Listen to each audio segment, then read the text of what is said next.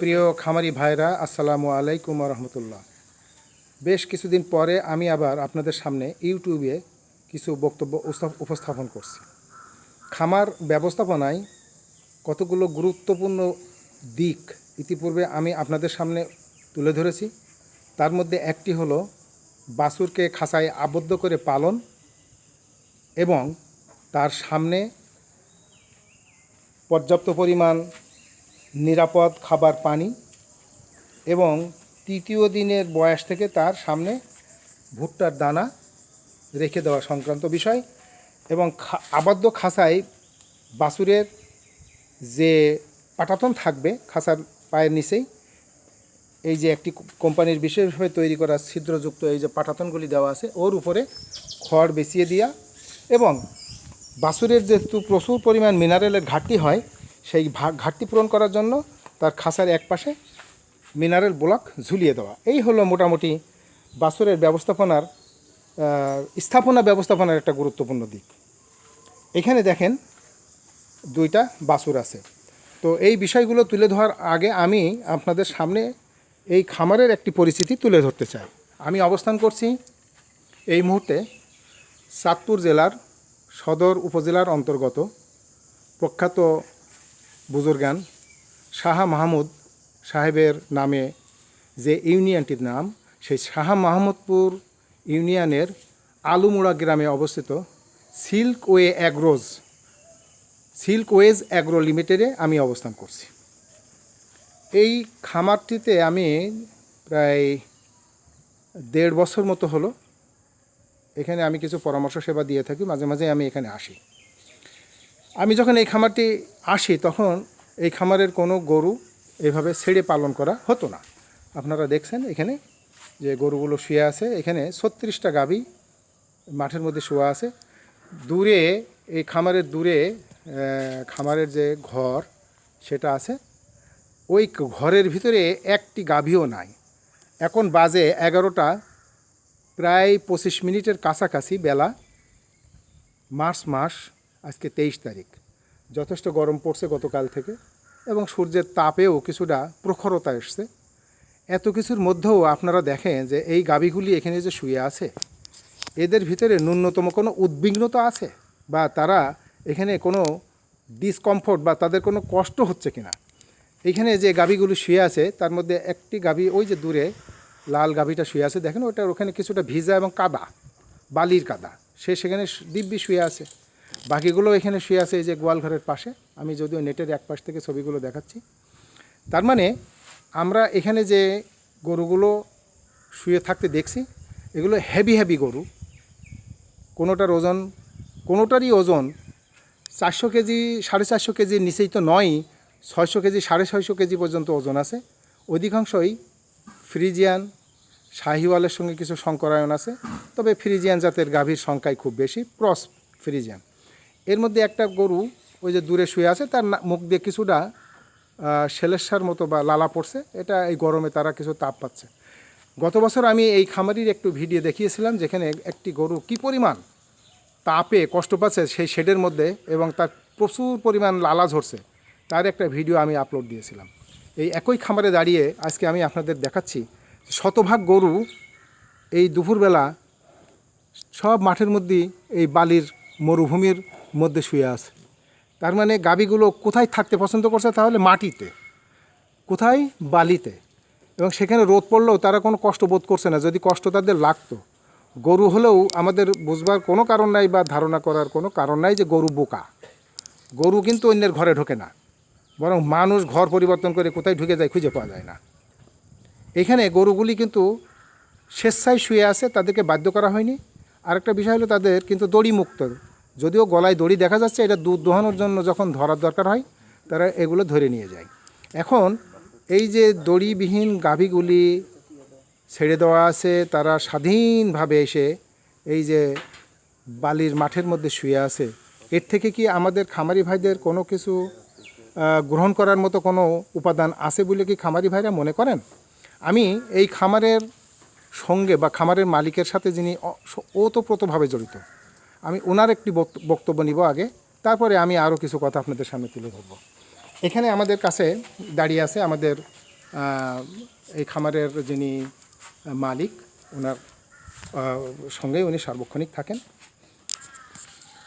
আপনারা ওনার বক্তব্য শুনবেন এবং উনি কি মানে উনি কতটুকু জানেন সেই বিষয়টা ওনার কাছ থেকে জানার চেষ্টা করবেন। আমি ভাই আপনার নাম বলেন। আমার নাম কামরুল ইসলাম জগলু। আমি এখানে অবস্থান করছি 4 বছর যাবত। খামার হওয়ার আরো 2 বছর আগে থেকে অবস্থান করছি। খামার আমাদের 2.5 বছর যাবত জি, আমাদের এই খামার চলতেছে। আপনি এই খামারটা যখন শুরু হয় তখন খামারের গরুগুলো কি অবস্থায় থাকতো একটু আমাদেরকে বলবেন? আমরা তো তখন এই গরুগুলো দেশে গরু দিয়ে আমরা প্রথম শুরু করেছি। এগুলা আবদ্ধ একটি ঘরে থাকতো, আলো বাতাস ছিল না। এখন আমরা ডাক্তার সাহেবের পরামর্শ মতে আমরা উন্মুক্ত জায়গায় গরুগুলো লালন পালন করছি এবং এর সুফল আমরা পাচ্ছি। এই সুফল হিসেবে আমাদের গরুগুলো বিগত 1.5 বছর যাবৎ এভাবে উন্মুক্ত রাখার কারণে সবগুলো গরুই সুস্থ এবং সবল আছে। হ্যাঁ, আমাদের খামারি যে পরিচর্যা যে ব্যবস্থা, এই পরিচর্যা ব্যবস্থা অনুযায়ী আমরা বাহিরে আমরা উন্মুক্ত স্থানে রাখছি। শুধুমাত্র আমরা গরুগুলো খাবার দেওয়ার সময় আমরা ঘরে নিয়ে থাকি, এছাড়া আমরা ঘরে নেই না। আর এরা এদের মর্জি মতোই মাঠে বিচরণ করে। এখানে বালির মাঠ আছে, এই বালির মাঠের ভিতরে বিচরণ করে। এখানে পর্যাপ্ত পরিমাণে পানি দেওয়া আছে। হ্যাঁ, তারা সব সময় পানি পান করে নিজের ইচ্ছা মতো। আর খাবারটা শুধু আমাদের ঘরে যায় তারা খায়। তার মানে আপনি বলতে চাচ্ছেন যে এক সময় যখন আপনারা এটাকে আবদ্ধ অবস্থায় পালন করতেন, আবদ্ধ অবস্থায় পালন করার সময় তাদেরকে খাবার এবং পানি আমরা সময়ে সময়ে নির্ধারিত করে দিতাম, যে নির্ধারণ করা ছিল এই সময় পানি দিব, এই সময় খাদ্য দিব। সেই রেশন সিস্টেমটা এখন আমরা আর রাখি নাই, তাই তো? তার মানে এখন আমরা করছি কি, যে ওদের স্বাধীনতা ওদের কাছে ফিরিয়ে দিয়েছি। আমরা গরুগুলো আগে যেভাবে পালন করতাম আমাদের ইচ্ছা মতন আমরা পালন করতাম, কিন্তু আমরা এখন আমাদের ইচ্ছা মতো পালন করি না। তাদের ইচ্ছা মতন তারা চলছে, তাদের ইচ্ছা মতনই খাবার খাচ্ছে, খাবার দেওয়া আছে, তাদের মর্জি মতো তারা খাচ্ছে এবং তারা সুস্থ থাকছে।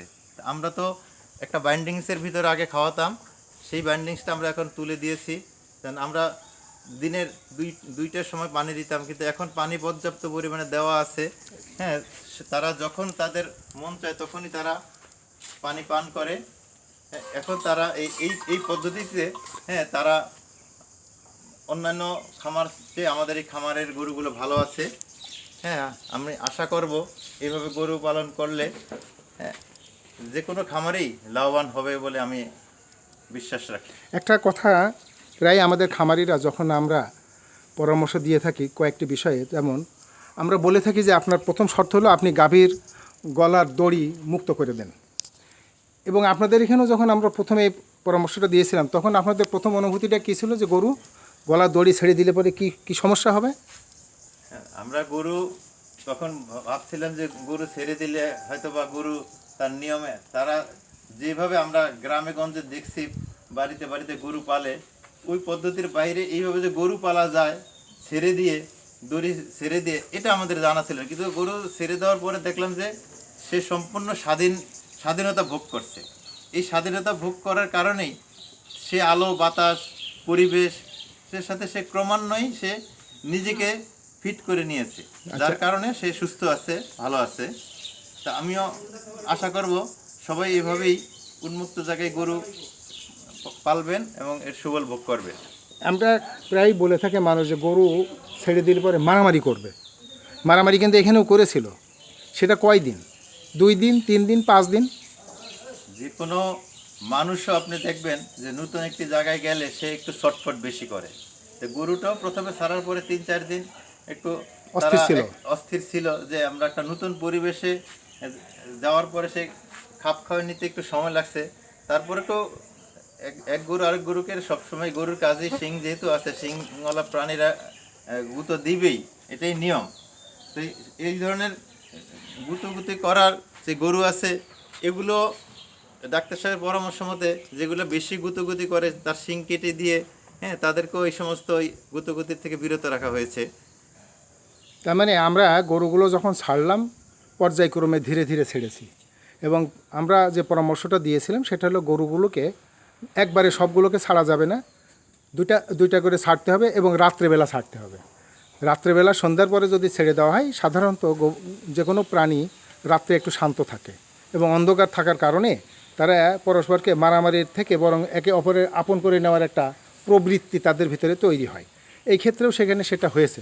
তাহলে এখানে এই যে আমরা 36টা গাভী এখানে যে মাঠের মধ্যে ছেড়ে দিয়ে রেখেছি, তারা যে কী স্বাচ্ছন্দ্যে এখানে আছে এটা দেখলে নিজের ভাষায় আমি প্রকাশ করতে পারবো না। আমি আবেগপ্রবণ হয়ে পড়েছি, কারণ এত রোদ, অথচ গরুগুলো কি দিব্যি আরামে এখানে শুয়ে শুয়ে জাবর কাটছে।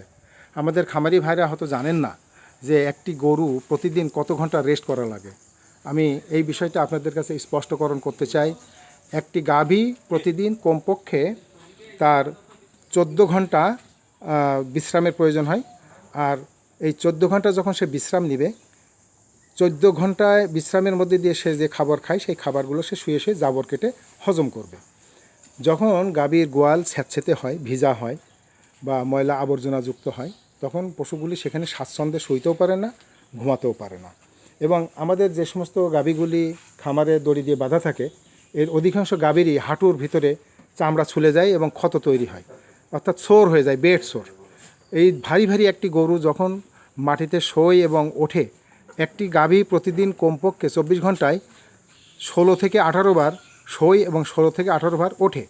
এই উঠা এবং শোয়ার মধ্যে এই শক্ত মেঝের উপরে, এই যে আমরা সিমেন্টের তৈরি মেঝের উপরে যদি আমরা তাকে রেখে দেই দড়ি দিয়ে বেঁধে, তাহলে এই যে বালির মধ্যে খসখসা জায়গার মধ্যে যখন তার হাঁটুগুলো ঘষা লাগে, তখন এই 14 বার শোয়া এবং 14 বার উঠতে গেলে এই যে 28 বার বা 30 বার বা 24 বার, সে প্রত্যেকবারই তো তার ওই বাম পাশের হাঁটু, বাম পাশের শরীরের অংশটা, সামনে এবং পেছনের পায়ে যে ওই সংশ্লিষ্ট জয়েন্টগুলিতে বড় ধরনের একটা চাপ এবং ঘর্ষণ তৈরি হয়। এতে ওই পশুগুলির কিন্তু দেহের মধ্যে ক্ষত তৈরি হয় এবং এই ক্ষত থেকে আঘাত বা ব্যথা সব কিছুই তৈরি হয় এবং সোর হয়ে যায়। এতে পশুগুলোর উৎপাদন ক্ষমতা যেমন কমে যাবে, শরীরে ব্যথা হবে। আবার যদি পশু শুয়ে না থাকতে পারে, সে যদি শোয়ার সুযোগ না পায়, তাহলে কিন্তু সে ঠিকমতো জাবরও কাটবে না, অর্থাৎ শুধু খাবারই খাবে, জাবর করবে না, তাহলে সে হজম করবে কেমনে? আরও একটা অভ্যাস ছিল আমাদের, যে আমরা খাবার যেটাই দিই, আমরা খাবার এবং পানি মিশিয়ে খাওয়ানো, এটা বাংলাদেশের 99% ব্যক্তিগত পর্যায়ে বা খামার পর্যায়ে একটা প্রচলিত নিয়ম ছিল। এখনও বহু জায়গায় এগুলো এই চর্চায় এখনও ধরে রাখা হয়েছে। তাদের ধারণা যে পানি মিশিয়ে যদি দুধের গরুকে না খাওয়ানো হয়, তাহলে গরুর দুধ উৎপাদন ব্যাহত হবে বা দুধ উৎপাদন কমে যাবে। এই যে 100% ভুল ধারণা, এই সম্পর্কে আপনার মতামত কী? যে পানির সঙ্গে খাদ্য মিশাইলে না মিশাইলে কি হবে, আর মিশাইলে কি হবে? এখন পুষ্টিগুণের কথা বিবেচনা করে আগে আমরা অপুষ্টিকর খাবার প্রথমে খাওয়াতাম, তারপরে পুষ্টিকর। কিন্তু এখন সবগুলা খাবারই দেখা গেলো সে পুষ্টিকর খাবার তার একটা পছন্দ আছে, হ্যাঁ, আর একটা অপুষ্টিকর খাবার এইটার চেয়েও আর বেশি পছন্দ। দেখা গেলো যে আমার পুষ্টিকর খাবারটা সে কম খাচ্ছে, কিন্তু আমার এই মিক্সিংয়ের কারণে সে তার যেই পরিমাণ ক্যালোরির দরকার আছে, সে এই মিক্সিংয়ের কারণে সে সকল ক্যালোরি সমৃদ্ধ খাবারই সে এখন খেতে পারছে। তার মানে আমরা যে ধারণাটা আগে পোষণ করতাম যে দানাদার খাবার, তারপরে এই যে শুকনা খড় এখানে দেওয়া আছে, এই শুকনা খড় তো মনে করে এখনও আমাদের বাংলাদেশের খামারি ভাইরা মনে করে যে যার শুকনা খড় নাই সে যেন গরু না পালে। আর আমাদের বক্তব্য হলো, যিনি শুকনো খড় খাওয়ায় গরু পালবেন, তার গরু পালার আদৌ কোনো প্রয়োজন নেই। এই যে একবারে উত্তর মেরু দক্ষিণ মেরুর যে কথা, এই সংক্রান্ত বিষয়ে আপনার মতামত কি? আমরা বলে থাকি যে শুকনো খড়ে কোনো পুষ্টি নাই, কোনো উপাদান নাই, এটা সম্পূর্ণ একটা ফিলার। এটা খেলে পশু জাবর কাটবে, কিন্তু এর থেকে যে উপাদান সে পাবে সেটা শরীরের জন্য একেবারেই বলতে পারেন 1 to 2% প্রয়োজন তার এখান থেকে মেটে। এই খড় না হলে কি খামার চলবে না? অবশ্যই চলবে, কারণ আমার একজন মানুষের যেই ধরনের পুষ্টিগুণ সমৃদ্ধ খাবার দরকার, গরুরও পুষ্টিগুণ সমৃদ্ধ খাবার খেয়ার একটা মানুষ কখন খাওয়াবে? যখন তার দেশে কোনো রকমের কোনো খাবার আসে না, পাওয়া যায় না, তখন সে বাধ্য হয়ে পেট ভরার সাথে খাবে। কিন্তু এটা খেয়াল রাখতে হবে, গরুর কাছ থেকে আমরা কিছু পাবো, যদি পেতে হয় তাহলে আমাকে পুষ্টি সমৃদ্ধ খাবার তাকে দিতে হবে। দানাদার খাবার আছে, দানাদারের পাশাপাশি বিভিন্ন প্রকারের দেশি বিদেশি ঘাসের উৎপাদন আছে, ভুট্টা আছে, হ্যাঁ, এই সমস্ত পুষ্টিগুণ সমৃদ্ধ খাবারই সবারই খাওয়ানো উচিত। এখন আর একটা বিষয়ে আমি আপনার কাছে প্রশ্ন রাখতে চাই, সেটা হলো নিয়ন্ত্রিত পানি খাওয়ানো। অর্থাৎ আমরা বলে থাকি যে গাভী পানি খাবে 24 আওয়ার্স তার ইচ্ছা মতো, আর খাবার দিব আমি তার শরীরের প্রয়োজন মতো। পানি খাওয়ার বিষয়টা গাভী শরীরের নিজের প্রয়োজনে নিজেই নির্ধারণ করে নেবেন কতটুকু সে খাবে। আর খাবারের বেলাটাই আমরা হিসেব কিতাব করে আমরা তার এনার্জি ক্যালকুলেশন করে প্রতিদিনের চাহিদা মোতাবেক তার খাবারের তালিকা করে দেব। ওই মোতাবেক আমরা তাকে 2 বার বা 3 বার প্রতিদিন খাবারটা দিব, এবং অবশ্যই দিব সেটা মাটিতে। এই যে মাটিতে খাওয়ানো বা ওই ফ্লোরে খাওয়ানো, মানে এই যে এরম একটা পাকা ফ্লোরের মধ্যে আমরা খাবারটা দিয়ে দিব। 2 ফুট চওড়া হবে এবং মাটি থেকে 3 ইঞ্চি মাত্র উঁচু হবে, এরকম অত্যন্ত সুন্দর পরিপাটি সিমেন্ট দিয়ে গাঁথা, অথবা কেউ কেউ এটা কম মূল্যের টাইলস ব্যবহার করে এই খাবার জায়গাটা তৈরি করতে পারে। সেটা হলো গরু যেখানে দাঁড়ায় থাকবে, যেমন যদি আমরা ধরে নিই এই যে এখানে যে খুঁটিটা আছে, এই খুঁটির যদি ডাইন পাশে অর্থাৎ বাইরের দিকে তারের দিকে যদি গরুটা দাঁড়ানো থাকে, তাহলে খুঁটি থেকে সে আরও সামনে 2 ফিট জায়গা প্রশস্ত করে 3 ইঞ্চি উঁচু করে এই জায়গাটা লম্বালম্বি করে পুরো লম্বা এই মাথা মাথা লম্বা করে সে এটা টাইলস হোক বা সিমেন্ট দিয়ে নিট ফিনিশিং করবে। এবং গরু যেদিকে দাঁড়ায় থাকবে তার গলার নিচেই মাত্র 15 ইঞ্চি ওয়াল হবে একটি, সে ওই পাশে দাঁড়িয়ে খাবারটা খাবে। যখন খাবার খাবে সে দূরে ওই যে পানির পাত্রটা আমরা দেখছি এখানে একটা হাউস, যে হাউসটার ওখানে গরু একটা দাঁড়িয়ে আছে, গরুটার পিছন থেকে একটা হাউস দেখা যাচ্ছে, দেখেন আমি এখানে একটু বড় করে দেখালাম। এই হাউসের মধ্যে পানি দেওয়া আছে, আমাদের প্রাণীগুলো এখানে যে পানি খাবে। আর ওই যে তাদের ঘর, দূরে ঘর আর পানির হাউস হলো তার থেকে অন্তত 50-60 ফিট দূরে। এই যে 50-60 ফিট দূরে পানির পাত্রটা রাখা হয়েছে আর ঘরের মধ্যে সে খানাটা খাচ্ছে। আমরা হয়তো প্রথম ভাবতাম যে এটা কষ্ট, পশুর জন্য আমরা একটা নির্যাতনের ব্যবস্থা করছি। আসলে কি এটা ঠিক না এইটা ঠিক যেটা এখন প্রচলন করা হয়েছে? এখন আমাদের আমরা যে পদ্ধতিতে আমরা গরু ঘর তৈরি করেছি, এটা সম্পূর্ণ সঠিক পদ্ধতি। কারণ এই পদ্ধতিতে সে খাবার ফ্লোরে দেওয়ার পরে সে নিজেই সমস্ত খাবারগুলো সে তার ইচ্ছা মতনই সে খেতে পারছে।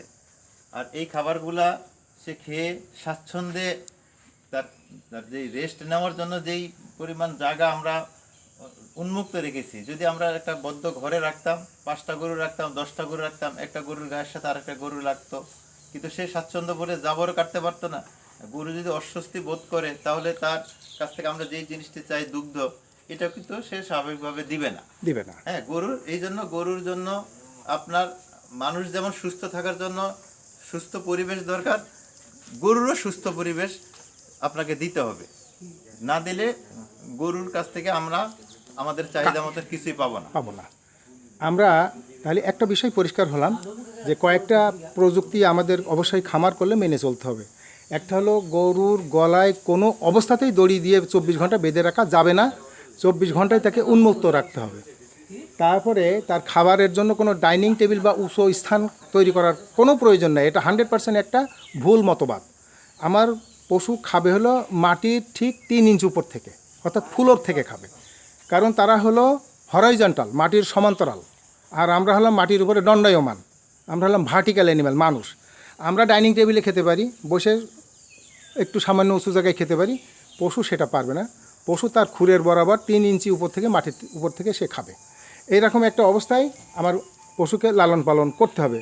আর একটা হলো যে পশু যে তার যে খাদ্য দানাদার, এই খাদ্য দানাদার এবং তার যে কাঁচা ঘাস বলতে ফডার, এগুলো সব আমরা করব কি এটা চপিং করে সব একত্রে মিশিয়ে তাদেরকে খাওয়াবো, আলাদা আলাদা খাওয়াবো না। পানি তো মিশাবোই না, একেবারে শতভাগ পানি শূন্য অবস্থায় গরুকে শুকনো খাবার দিতে হবে, পৃথক পানি সে খাবে। আরেকটা হলো বাছুর জন্মের পরে এই যে আমরা খাঁচার মধ্যে ঢুকিয়েছি, এই বাছুরটার বয়স হলো সে 4 দিন বয়স, মাত্র 4 দিন। এই 4 দিন পরে সেই যে খাঁচায় ঢুকছে সে কি তার মায়ের কাছে আছে? দেখেন তো এর মা কোথায়, এখানে কোথাও মা আছে? তার মানে এর মা কিন্তু ওর সঙ্গে দেখা নাই, সেই খাঁচার মধ্যে আছে। এবং তার সামনে এই যে পানি দিয়ে রাখা হয়েছে, এবং সে এই আজকের থেকেই সে মোটামুটি দানাদার খাবার তার সামনে দেওয়া হবে। ওই দানাদার খাবার সে প্রথমে সে খাবে না। এই দানাদার মানে এটা ভুট্টার দানা, এটা সে 60 দিন বয়স পর্যন্ত এই ভুট্টার দানা তাকে খেতে হবে। কেন খেতে হবে?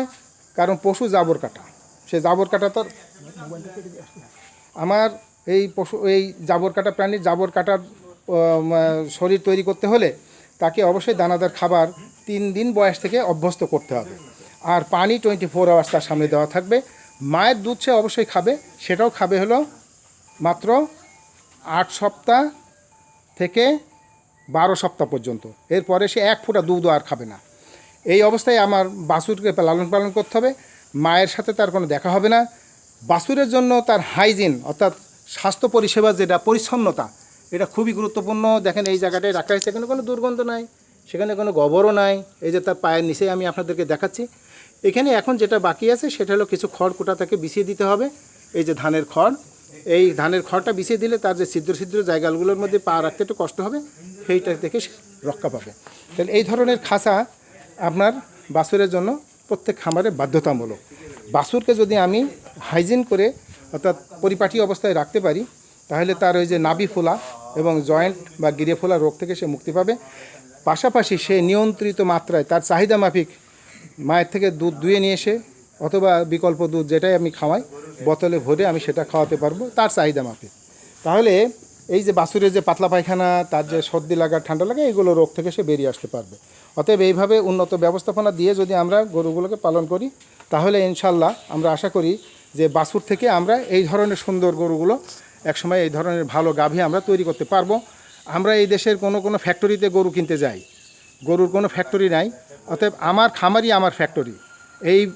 এই বিষয়টা মাথায় রেখে আমাদেরকে এই গরু পালন করতে হবে। তা যদি আমরা না করতে পারি তাহলে টাকা লগ্নি করব, কিন্তু টাকা আমি ফেরত নিতে পারবো না।